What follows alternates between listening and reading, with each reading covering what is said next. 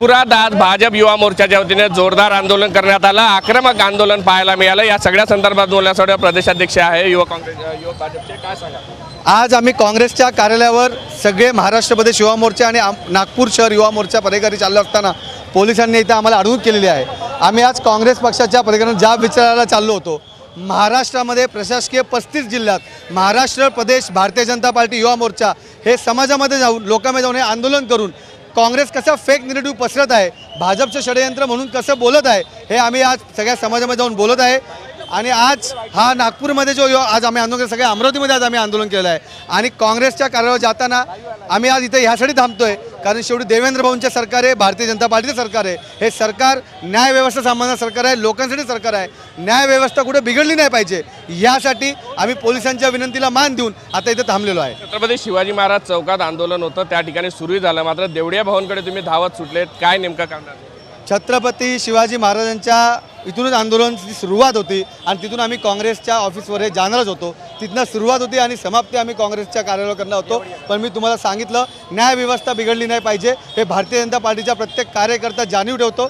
ते न्यायव्यवस्था न बिघडण्यासाठी आम्ही आंदोलन या ठिकाणी थांबवलं। पोलिसांची धावपळ झाली असेल, त्यासाठी प्रशासनाची जी धावपळ झाली, शेवटी आंदोलन आहे। आज आम्ही समाजामध्ये आपल्या लोकांसाठी आंदोलन करत आहे। पोलिसांची धावपळ झाली त्यासाठी आम्ही माफी मागू, कारण शेवटी पोलीससुद्धा आमच्या सरकारचे आहेत। त्यामुळं आता हे आंदोलन कुठलेही गालबोट न लागता हे आंदोलन आम्ही न्यायव्यवस्थेला धरून आंदोलन करत आहोत। तुमची काय भूमिका असणार? आज तुम्ही अर्ध्यातून परतले? अर्ध्यातनं परतलो नाही, आम्ही काँग्रेसला मेसेज दिला आहे की आम्ही तुमच्या ऑफिसपर्यंत येऊ शकतो। काँग्रेससुद्धा आंदोलन करते, ईडीच्या ऑफिसवर जातात ते, पण काँग्रेसला हे लक्षात आलं आहे की आम्ही चोर आहे, आम्ही खोटाटे लोक आहे, त्यामुळे समाजापुढे जाण्याची त्यांची हिंमत नाही। आणि आम्ही हा निरोप देतोय की आम्ही समाजापुढे येऊन तुमचा खरा चेहरा आम्ही समाजाला दाखवत आहे। त्याच्याकडे अजून आक्रमक नाही? 100% महाराष्ट्रामध्ये पुढच्या 7 दिवसामध्ये प्रत्येक जिल्ह्यामध्ये हे आंदोलन चालू राहणार आहे। आत्तापर्यंत 15 जिल्ह्यांमध्ये आंदोलन झाले, पुढच्या 10 दिवसामध्ये बाकीच्या 20 जिल्ह्यांमध्ये आंदोलन होईल। राज्यभर अशाच पद्धतीचं आक्रमक आंदोलन जे आहे ते सुरू राहणार आहे। अजून या संदर्भात बोलण्यासाठी शिवानीताई या शिवानीताई काय सांगाल? आज आक्रमक आंदोलन झालेलं आहे, पोलिसांची धावपळ झाली। आज आमचे सन्माननीय अध्यक्ष अनुपजी मोरे यांच्या नेतृत्वामध्ये आणि बादल राऊत यांच्यासोबत आम्ही इथे आंदोलन केलेलं आहे। आमचं आंदोलन शांततापूर्वक शिवाजी पुतळा चौकात चालू होतं आणि आम्ही चिटणीसबाग चौकामध्ये येऊन काँग्रेसच्या कार्यकर्त्यांना जाब विचारणार होतो, पण त्याआधीच आमचं आंदोलन खदेडण्याचा प्रयत्न या पोलीस प्रशासनाद्वारे झाला, ज्याचा आम्ही 100% निषेध व्यक्त करतो। आज आम्ही काँग्रेसचा पुतळा फुंकलेला आहे। काँग्रेसच्या कार्यकर्त्यांनी सायसूतपणाचा आव आणून विनाकारण जर का वातावरण भडकवण्याचा प्रयत्न केला तर याच्यानंतर जे परिणाम होतील त्याला भुगतण्यासाठी त्यांनी तयार राहावं हे सांगण्यासाठीचं आजचं आंदोलन होतं।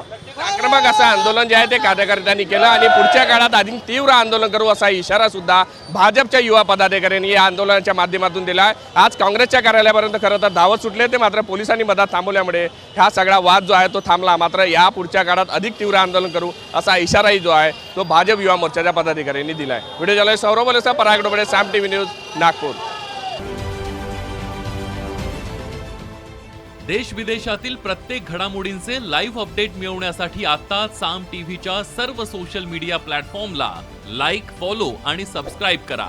तसंच सर्व नोटिफिकेशनसाठी बेल आयकॉन प्रेस करायला विसरू नका।